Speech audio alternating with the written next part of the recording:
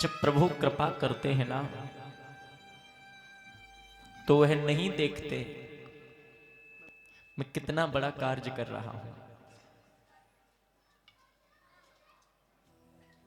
गिरिराज के समान कितना विशाल पहाड़ है गिरिराज जी। इतने विशाल पहाड़ के समान भी अगर हमारे जीवन में आपत्ति है और अगर हम ईश्वर की शरण में जाएंगे तो भगवान एक अंगुली से तुम्हारी विपत्ति का निवारण कर देंगे। ऐसा प्रभु ने संकेत दे दिया गिरिराज जी को उठा करके। अब इससे ज्यादा हमें क्या चाहिए। फिर भी अगर आप भगवान पर विश्वास नहीं करते तो यह आपकी भूल है। फिर भी इसके अलावा तुम्हें और किसी की भी जरूरत पड़ रही है तो आपको दिमागी संतुलन खराब है। तेरा दर तो हजारों में खुशियों का ठिकाना है। तेरा दर तो हजारों में खुशियों का ठिकाना है। ये वो दरबार है मेरे बांके बिहारी का। आंसू तुम्हारे होंगे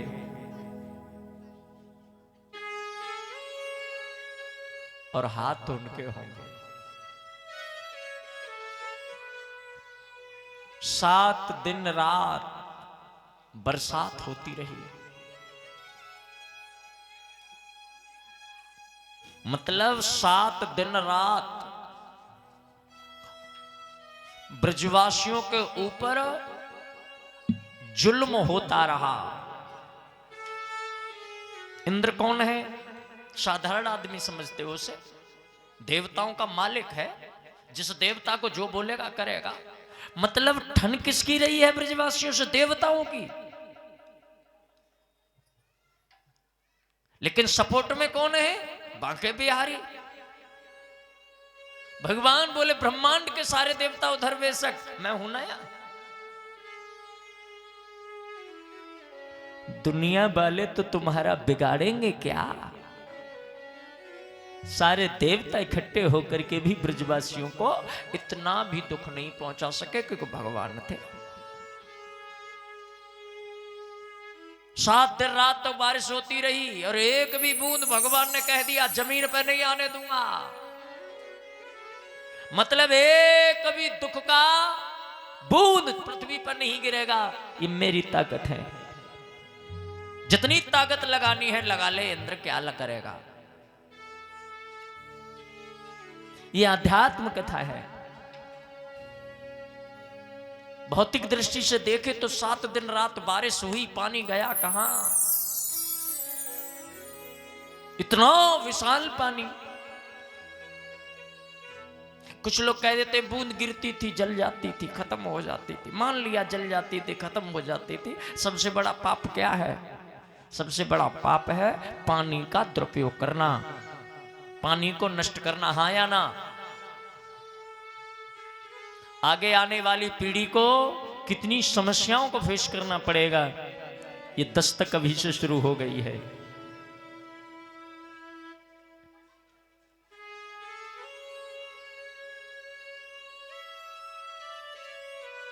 यहां फिर भी ठीक हो,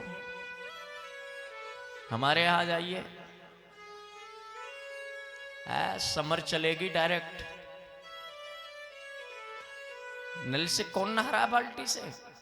चलने दे डायरेक्ट। हम कितना पानी वेस्ट कर रहे हैं, कितना जल वेस्ट कर रहे हैं। हर चीज का, हर कतरे का, हर पानी की बूंद का एक एक हिसाब हमें देना है, क्योंकि ये प्रकृति उसकी है। अब प्रकृति में एक एक चीज को हम कितना यूज करेंगे ये हिसाब हमें देना पड़ेगा। हर कर्ज चुकाना है, नहीं देर लगेगी।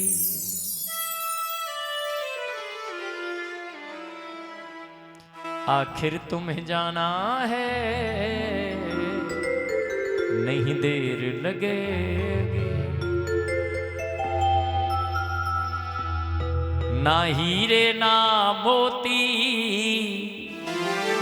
समझ लो और जान जाओ, ना हीरे ना मोती, ना होगी कार तुझे। संत जन कहते हैं ना हीरे ना मोती, ना होगी कार तुझे। मरघट में ओ अर्थी पर जाना है, नहीं देर लगेगी। अर्थी पर जाना है, नहीं देर लगेगी। हर कर्ज चुकाना है, हर कर्ज चुकाना है, नहीं देर लगेगी। ऐसे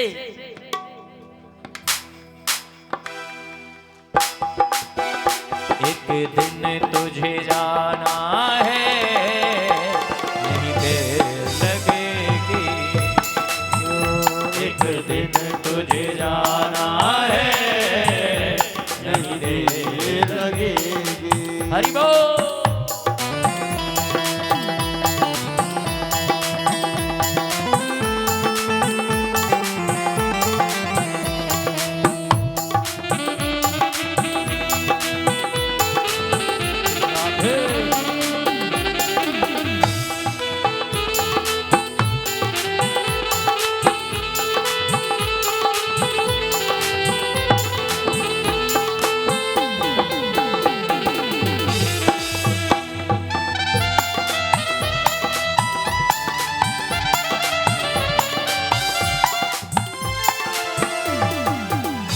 सब देख रहा ईश्वर तेरी कर्म कमाई को, सब देख रहा ईश्वर तेरी कर्म कमाई को, सब देख रहा ईश्वर तेरी कर्म कमाई को। तेरी ओर निशाना है, जरा देर लगेगी। तेरी ओर निशाना है, जरा देर लगेगी। हर कर्ज चुकाना है, हर कर्ज चुकाना है, नहीं देर लगेगी। एक दिन तुझे जाना है, नहीं देर लगेगी। ओ एक दिन तुझे जाना है, नहीं देर लगेगी। जय हो।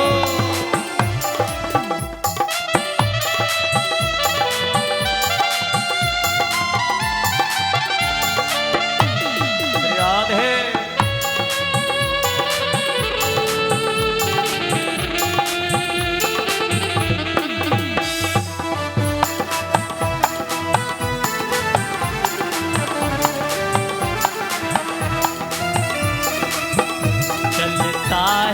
सर ठाकर वो दिन भी आएगा।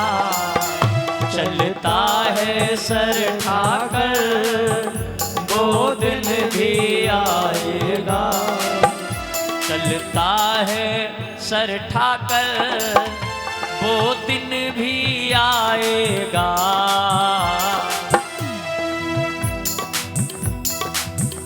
चलता है सर ठाकर वो दिन भी आएगा।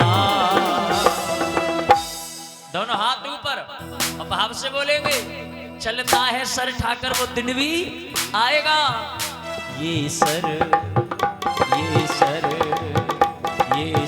झुक जा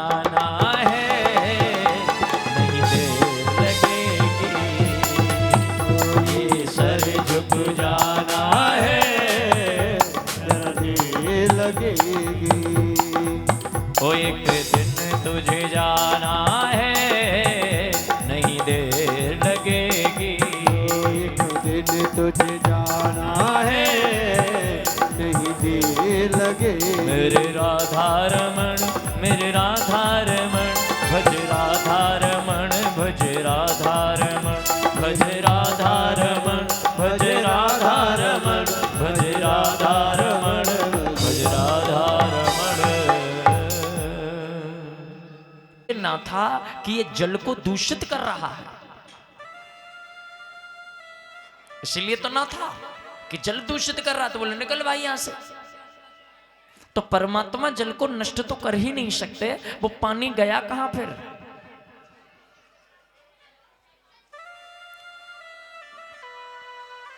त्रेता में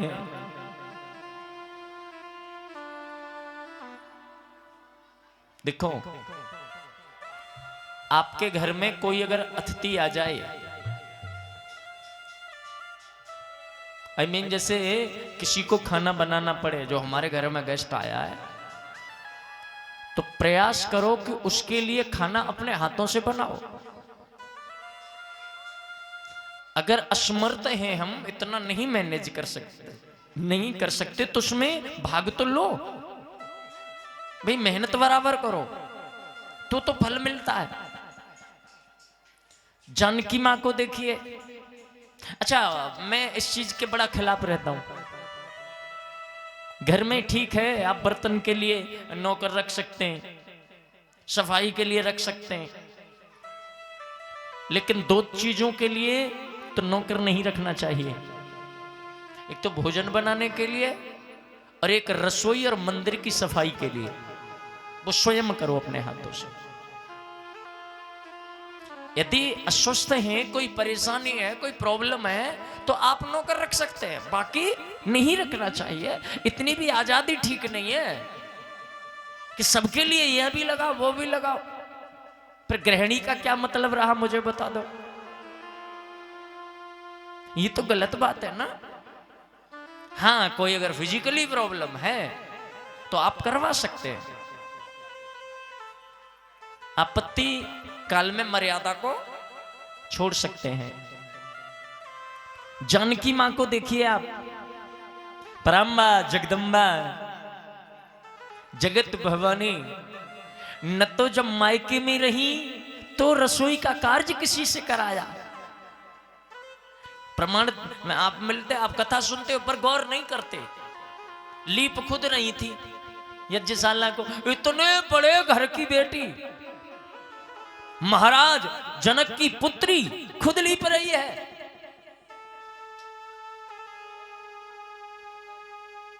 आजकल तो पढ़ लिख ज्यादा जाए, बड़ा पैसा हो तो एटीट्यूड आ जाता है।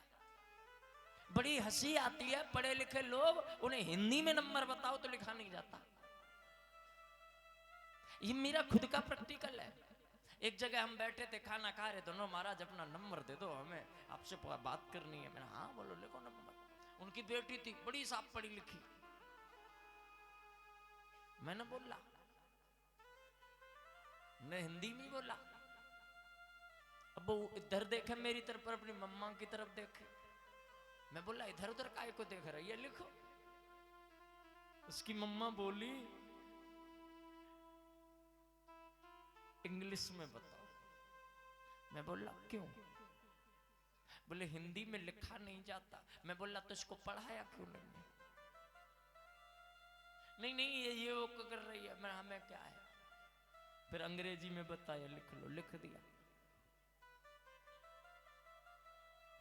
जब हम लोग अपनी संस्कृति को भूलने लगते हैं तो हमारे सामने ये प्रॉब्लम आने लगती है। क्या वो बेटी घर का कुछ करेगी जिसको अंग्रेजी में नंबर लिखना आता है, हिंदी में आता ही नहीं? समझे? इसलिए दो चीज, बेटियों को खूब पढ़ाओ, खूब बाहर भेजो, लेकिन रसोई का कार्य तो उससे आना ही चाहिए। भोजन बनाने में तो निपुण आपको करना ही है। अब पता नहीं जीवन में कैसी परिस्थिति आ जाए और कब आ जाए, कब क्या करना पड़े, तो ये तो स्वाभाविक सी बात है, आना चाहिए। वो बात अलग है कि फिर वो करे न करे।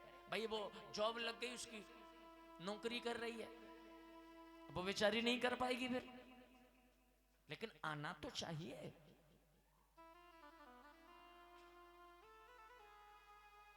जानकी मां को देखिए, पराम्बा जगदम्बा जगत भवानी, जो भी घर पे अतिथि आता है उसके लिए भोजन की व्यवस्था स्वयं करती हैं। अब प्रभु के भक्त ऐसे आते हैं कि 2-4 खाते हैं और खा करके उठ जाते हैं। जानकी मां ने एक दिन कहा, मेरा मन करता है कोई मेरे घर में ऐसा आवे जिसे मैं जी भर के खिलाऊं। राम जी ने कहा, मेरा कोई औगड़ भक्त नहीं आया है। जिस दिन आ गया खाना बनाना भूल जाओगे। जानकी मां ने कहा, अच्छा तो बुला ही लो आप, पति पत्नी में ऐसे होता रहता है, चलो बुला ही लो। राम जी बोले, बुला ले? बोले हाँ। राम जी ने कांटेक्ट साधा, अगस्त महाराज आ गए। माता ने वंदना की, आइए महाराज। बोले बनाओ भोजन। अगस्त ऋषि बोले, माता भूख भी लग रही है, बना ही लो। जानकी मां ने तो 56 भोग बनाए। अगस्त ऋषि बैठे सामने, महाराज भोजन का भंडार लगा दिया। अब तो चैलेंज है ना, खाओ। अगस्त ऋषि बोले, हमें एकांत दे दो।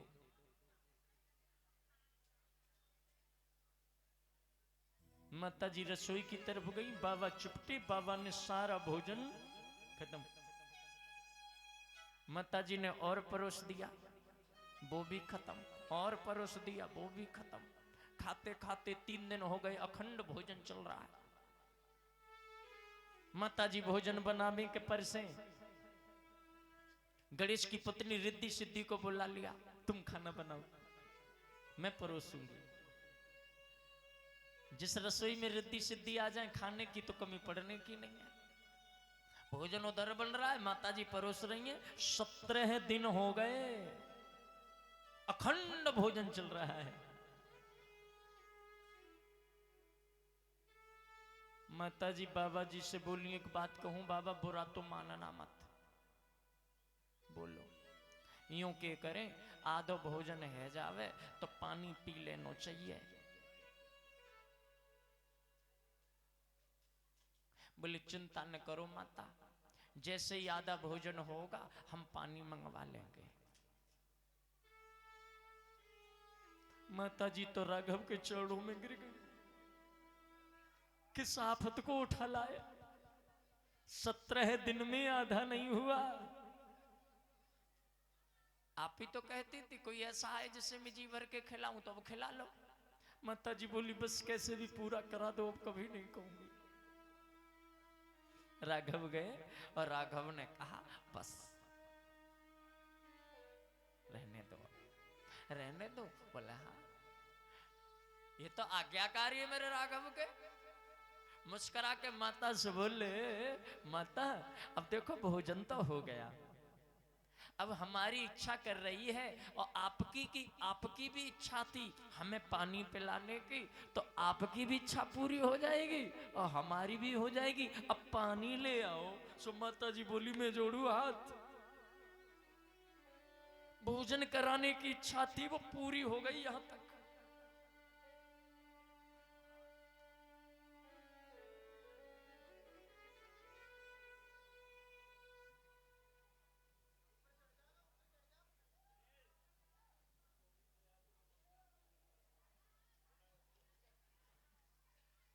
ये दिनेश जी के भाई है ना, दिनेश जी के बड़े भाई। ये पूरे ही परिवार, मैं बहुत अब तो टच में हूं। सारे भाई, इनके भाई की बेटी, हम तो उधर तक खाना खाने जाते हैं, पूरा एरिया कवर कर रखा है हमने। पूरा ही परिवार, यहाँ का भी, वहां का भी, और वहां का भी, सब अच्छे। और इससे एक बात तो कन्फर्म है, अच्छे से अच्छे ही जुड़ते हैं। बोलो राधे राधे। माताजी ने कहा माफ करो। अगस्त ऋषि ने कहा तो प्यासे रहेंगे क्या? तब राघव ने कहा आपको पानी पिला भी कौन सकता है ऋषिवर? जो समंदर को अंजलि में लेकर के पी जाए, क्या जानकी जी समंदर को लेके आएंगे? जिसकी समंदर प्यास न बुझा सका हो, उसकी कौन प्यास बुझाएगा? लेकिन हाँ, मैं प्रयास करूंगा द्वापर युग में जब इंद्र सारे कोष खाली करना चाहेगा, उस समय मैं आपको अनुमति दूंगा, आप अपनी प्यास बुझाना। इंद्र ने कोप किया, जल बरसाया, 7 कोष खाली कर दिए इसने गुस्से में। पैसे नहीं करता ये, 1 पॉइंट खाली। हाँ, ये कम थोड़ा ही है इंद्र जी। भगवान जी कह देते ना बरसात की जरूरत है, बोले कहां पानी है अब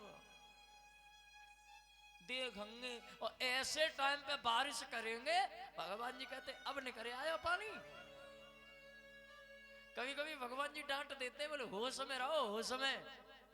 पर एक बड़ी कृपा करते हैं, कथा के बीच में निर्विघ्न चलने देते हैं, विघ्न नहीं करते। अभी मैं इससे पहले जो कथा कह रहा था वर्षा मई में, आप उस समय बारिश बताई थी 3-4 दिन की, ये तभी की बात है। हमने बोला हो गई कथा। पहले दिन में व्यास मंच पे बैठा, इतनी तेज हवा और बरसात। मैं बोला बाप रे बापा जी कैसे गड़बड़ कर रहे हैं। पहला ही दिन था, सब लोग भी घबरा गए। उन्होंने 20 मिनट बाद बरसात बंद हो गई, कथा हुई। लगभग 3 दिन ऐसा रहा कि रात को बरसात तो हुई और सुबह खत्म। एक दिन हमारे जो कथा के मुख्य यजमान, भाई यजमान को तो परेशानी होती है, यहां पर तो हम लोगों की कमेटी है, बराबर कोई ज्यादा भार उठा रहा है, कोई कम उठा रहा है। जहां एक यजमान होता है उसको पूछो। सुबह ही फोन आया मेरे पास, 9 बज रहे थे, बारिश हो रही थी, आज तो यज्ञ नहीं हो पाएगा और हम ये चाहते हैं गुरुजी कि कमरे में यज्ञ हो जाए। मैंने उनसे कहा मैं आधा घंटा रुक जाऊं, देखो अगर ईश्वर की कृपा हो गई तो शायद वही हो जाए। बोले लगता नहीं है, बारिश बहुत है और काफी घना बादल भी है। हमने कहा तो आधा घंटा ट्राई कर लेते हैं, क्या जाता है। भगवान जी ने ऐसी कृपा करी, आधा घंटा में पानी खत्म और यज्ञ वहीं हुआ जहां होता था। और फिर पूरी कथा हुई और 5:30 बजे बरसात फिर शुरू हो गई। बोलो राधे राधे। तो इंद्र जी चाहे गड़बड़ कैसे भी करते हो, पर भागवत जी के लिए तो समय निकाल ही देते हैं, और हमें क्या चाहिए। लेकिन एक रिक्वेस्ट और हम तो करते हैं, असमय बारिश का होना संसार के लिए बहुत घातक हो रहा है। उसके दोनों ही रीजन हैं। हम लोग भी कम नहीं पड़ रहे, हम भी प्रकृति से छेड़ रहे हैं।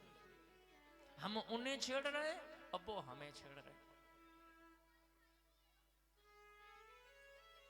लेकिन वो कृपा करें, बरसात हुई 7 दिन, शेष जी चढ़ गए पर्वत पर। बोले पानी की बूंद नीचे नहीं जा पाए। कृष्ण ने कहा ये चारों तरफ से तुम्हें रोकना है, और बाबा जी को इशारा कर दिया आप आ जाओ। शेष नाग ने सारे पर्वत का चौतरफा घेरा बना लिया है, इतना सा स्थान छोड़ दिया, सारा जल इकट्ठा होके आ रहा है। समझो 7 दिन की वर्षा, एक जगह पानी। और धन्य है शेष नाग की, कितना विशाल काय रूप धारण किया होगा। उन्होंने तो, वो तो शेष नाग है ही मजबूत, पर अगस्त ऋषि ने कितने बड़े हाथ करे होंगे, कितना मुंह खोला होगा 7 दिन के पानी को पीने को। अब बाबा पर कोई असर नहीं हुआ, धड़ाधड़ बोले आता रे भैया युगों का प्यासा हूं। तब मेरे बांके बिहारी ने 7 दिन बाद पूछा, बरसात बंद हो गई? बोले हाँ प्यास बुझी। अगस्त बोले कुछ तो, भगवान जी बोले और चाहिए? बोले हो मर्जी तो पूछ लो उसको और कर दे। नहीं वो तो ये कह रहा है बहुत हो गया। बोले तो फिर आगे का बहू देख लेंगे। अब ठीक है, बोलो राधे राधे। ऐसे है प्रभु का भक्त।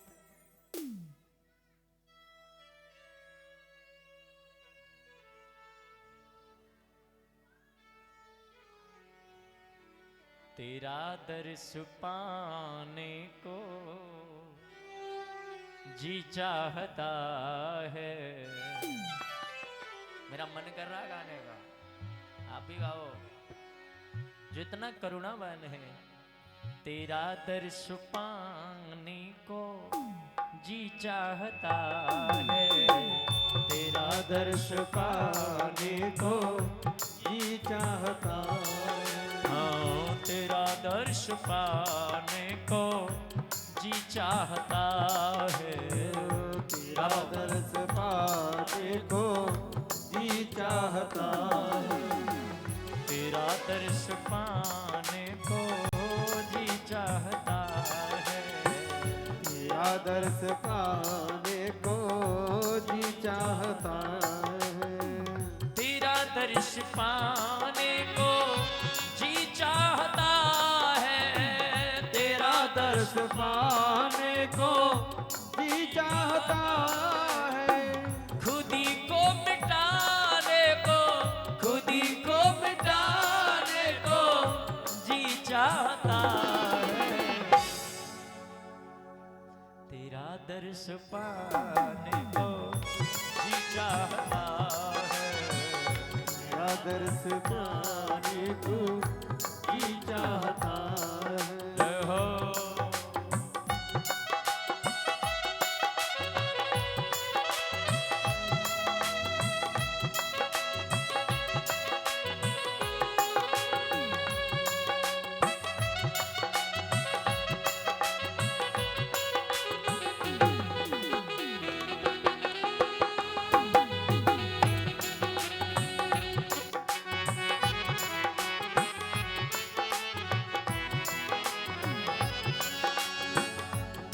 दो हमें अपनी मस्ती के प्याले।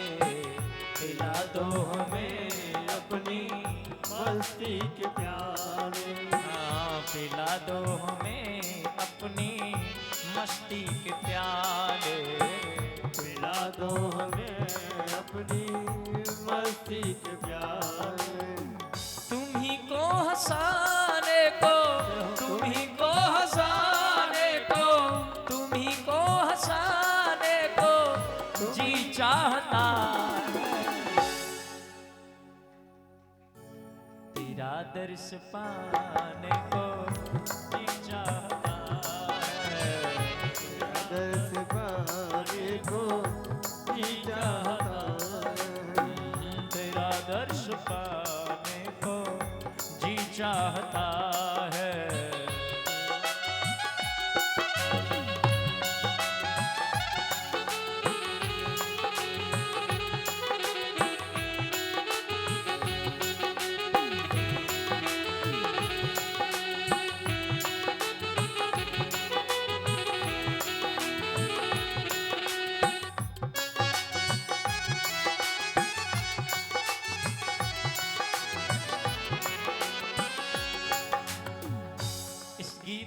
एक एक लाइन स्तुति से भी बड़ी ताकत रखती है। एक बार तेरे कलेजे से लग कर, एक बार तेरे कलेजे से लग कर।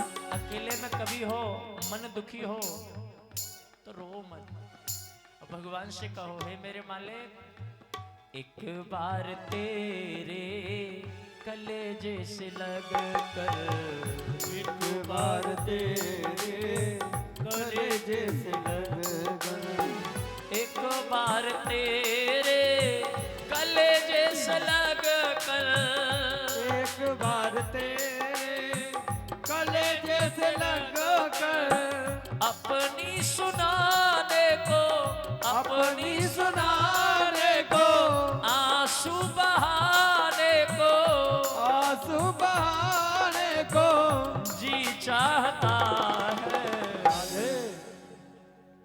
तेरा दर्श पाने को जी चाहता है, तेरा दर्श पाने को जी चाहता है।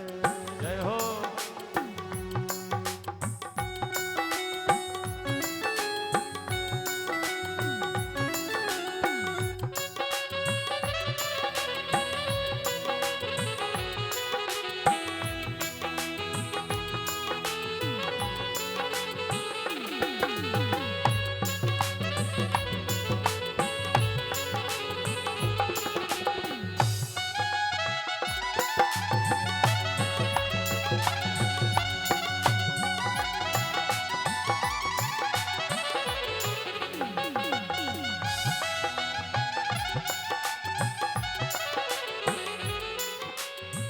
उठे श्याम तेरी मोहब्बत का दरिया, उठे श्याम तेरी मोहब्बत का दरिया, उठे श्याम तेरी मोहब्बत का दरिया, उठे श्याम तेरी मोहब्बत का दरिया, वहीं डूब जाने को, वहीं डूब जाने को जी चाहता है। तेरा दर्श पाने को जी चाहता है। जय जय श्री राधे। देखिए आप, गले लिपट जाने को जी चाहता। एक बार तू सामने तो आ, अपनी सुनाने को, अपने दिल की सुनाने को जी करता है, अपना हाल बयां करने का मन करता है। ये बात बिल्कुल फैक्ट है। दुनिया में आप अपने दिल की किसी से नहीं कह सकते। बहुत सी ऐसी बातें हैं जो किसी से आप शेयर नहीं कर सकते। कर सकते हो क्या? आजकल लोग दावे के साथ कहते हैं मेरा वो मित्र है, वो मेरा बड़ा करीबी है। कोई किसी का नहीं करीबी है। जिसको तुम अपने दिल की बात बताओगे वही इतरा करके चला जाएगा। बोले ये तो दुखी है, तो अपने दिल की बात किससे कहें? घुट घुट के मरो। हमने दिल से कहीं अपनी मजबूरियां। इसीलिए भाव कहता है अपनी सुनाने को जी चाहत। कोई तो ऐसा हो जो मेरे मन की सुने, तेरे सिवा कौन हो सकता है? बांके बिहारी ब्रज पर कृपा कर रहे हैं। एक तरफ कंस का कोप है जिसमें इंद्र को भी परमात्मा ने चैलेंज दे रखा है, माफी मांगनी पड़ी आकर। गिरिराज को अंगुली पर धारण करने का मतलब कंस के लिए स्ट्रॉन्ग वार्निंग देने के बराबर है। खबरदार, या तो अपने हमले बंद कर ले वरना मेरा एक हमला नहीं झेलेगा। लेकिन माना माना ये जो दुष्ट लोग होते हैं ना साहब, सचेत रहा करो इनसे।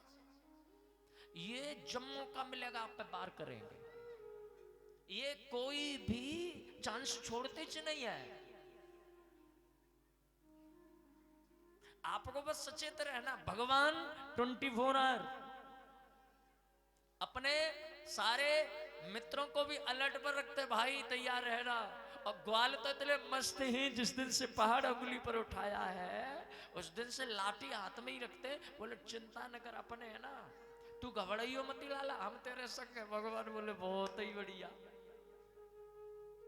भाव है। गरीब आदमी क्या करेगा बेचारा? अगर वो तुम्हारे, हमारी भागवत कथा हो रही है यहाँ, जरूरी नहीं है कि सब पैसे ही देंगे। जरूरी नहीं है कि, और मैं कहता हूं जरूरी नहीं है कि सबको धन देना ही चाहिए। नहीं है तो नहीं है। वो अगर अपने तन से सेवा कर रहा है, भगवान इसी से खुश है। वो जिस लायक है तो सही। सेवा नहीं कर पा रहा है, सबसे बड़ी सेवा सुनने तो आ रहा है, सुनने नहीं आ रहा, उससे भी खुश है। हाँ या ना?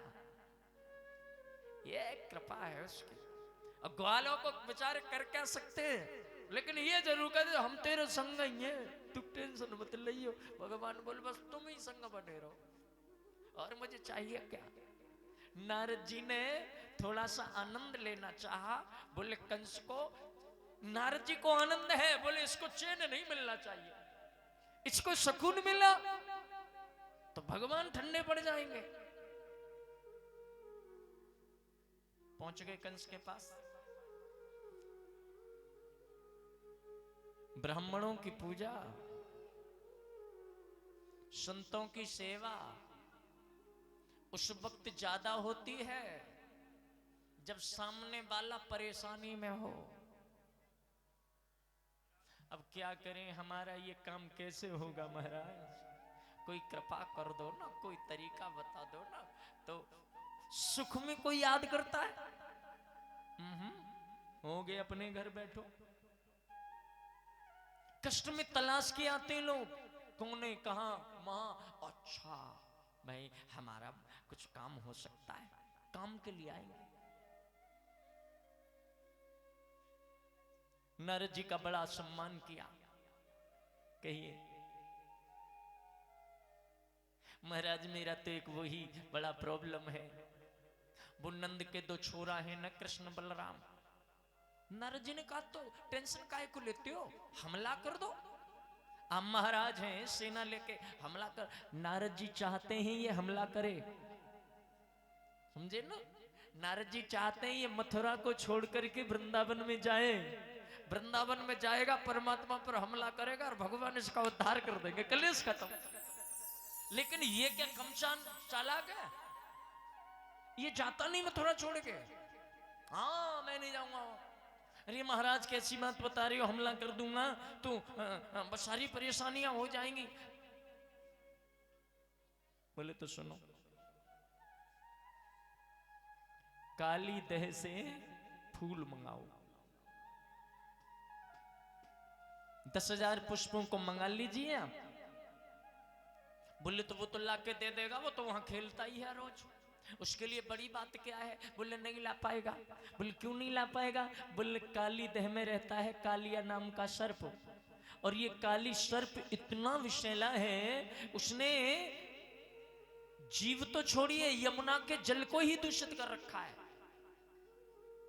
पंछी भी अगर ऊपर होकर के निकल जाए तो विष की लपटें ऐसी होती है कि गिर के मर जाता है। गाय, बछड़ा, ग्वाल, गोपी जो भी जल का पान करता है मर जाता है। तो मत जमुना में जाने का मतलब सांप भी मर जाएगा, लाठी भी टूटेगी नहीं, इससे बेहतरीन आपको मौका मिलेगा नहीं। कंस बोला अच्छा ये बात ठीक है। नीचे लिखे तो पत्र में, अगर ऐसा नहीं करोगे तो सारे वृंदावन वासियों को जेल में भर दूंगा, क्योंकि मैं यहां का राजा हूं और कानून का पालन तो सबको करना पड़ेगा। पत्र भेज दिया, कालीदह से फूल चाहिए। ऐसा न होने की स्थिति में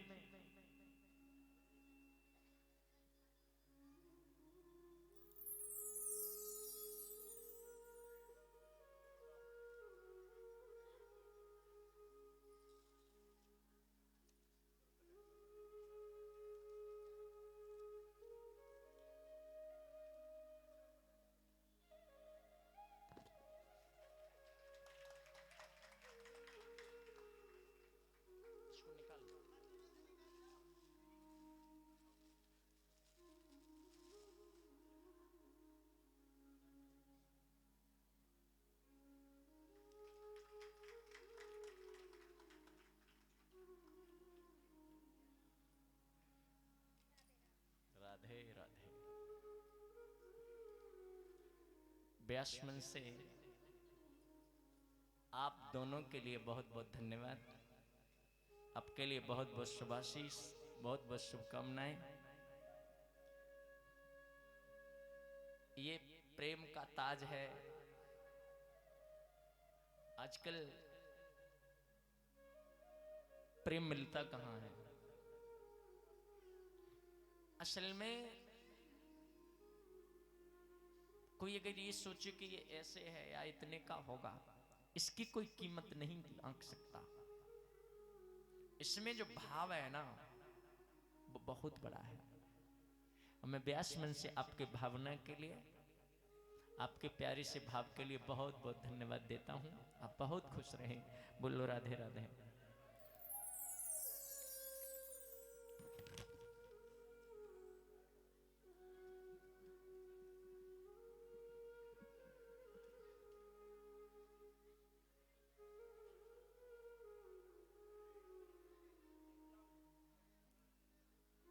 पत्र भेज दिया है।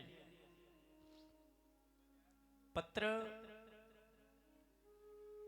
पहुंचा है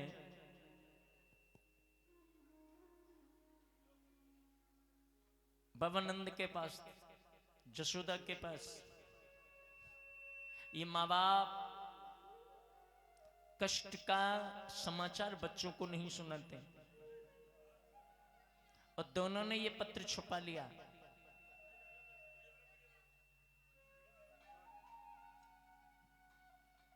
जब बांके बिहारी को पता चला,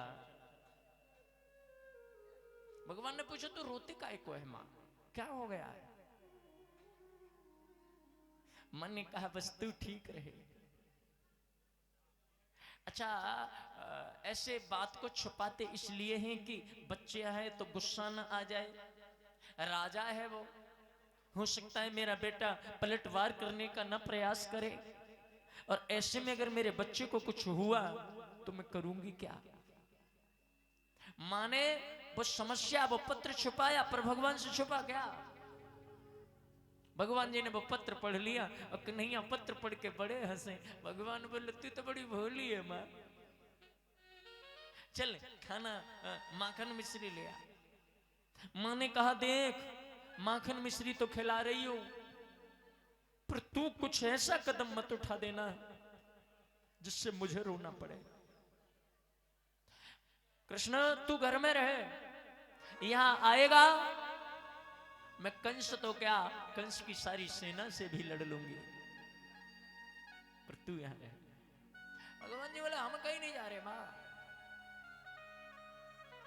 बांके बिहारी ने लीला को रचा, और जैसे लीला को रचा ग्वाल बाल आ गए, लाला चल खेलवे चल रहे। भगवान जी बोले आज हमारा दिमाग ठीक नहीं है और गेंद भी नहीं है।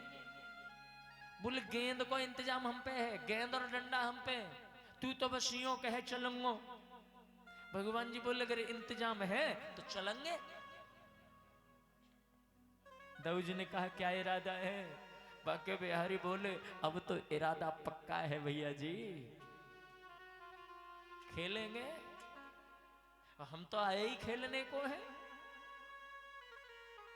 आजकल के कुछ ना समझ कहते हैं कि क्रिकेट का खेल ये इंग्लैंड ने शुरू किया। जो क्रिकेट देखते हैं और अब खुद को बोलते हैं आई एम क्रिकेट लवर्स, और जन्मदाता किसको बताते हैं? इंग्लैंड को। और हमारे यहां पर गूगल पर भी जानकारी गलत दी गई है, इंग्लैंड ऑस्ट्रेलिया जन्मदाता है। हम कहते हैं कौन कह रहा था? तुम कहते हो 100 साल पहले इंग्लैंड ने खेलना शुरू किया, और हमारे शास्त्र कहते हैं हमारे बांके बिहारी ने आज से 5000 साल पहले खेलना शुरू किया। कैसे कोई कह सकता है? जो भी कार्य शुरू हुआ है मेरे भारत से शुरू हुआ है। बुरा काम पश्चिमी सभ्यता का है, और अच्छे काम की शुरुआत तो हमारे यहां से हुई है।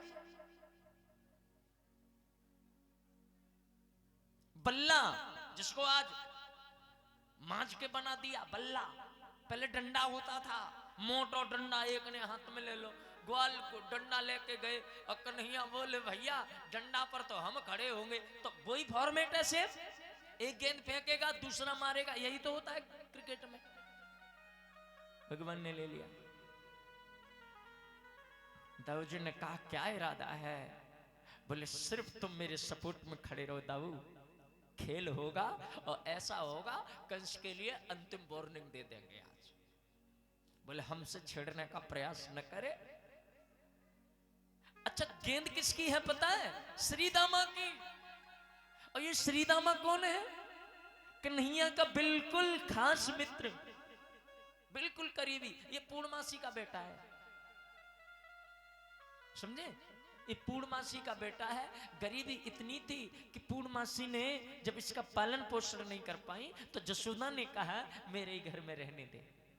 मेरे जैसे मेरा कन्हैया वैसे तेरा बेटा, जैसे मेरा खावेगो वैसे तेरा खावेगो। और श्रीदामा बहुत प्रेम करता है भगवान को। और क्यों ना प्रेम करता? कन्हैया जी ने एक दिन गैया चराए वे गए। भगवान जी बोले सुनो भैया,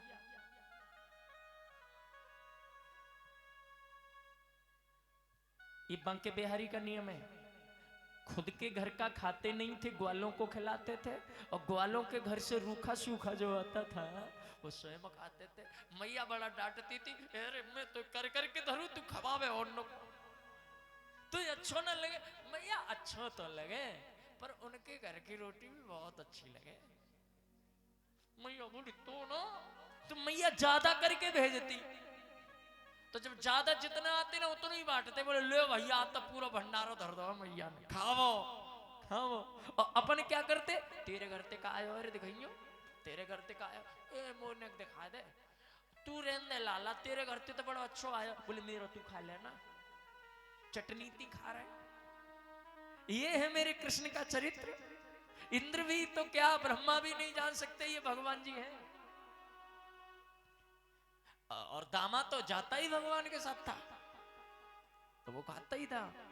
एक दिन भगवान जी ने कहा भैया हमें भूख लग रही है। ग्वाल वाल बोले तो बोल क्या चाहिए? हमारे पास जो है वो सब तेरा है। बोले आज हम किसी का नहीं खाएंगे, आज हम दामा के घर का खाएंगे।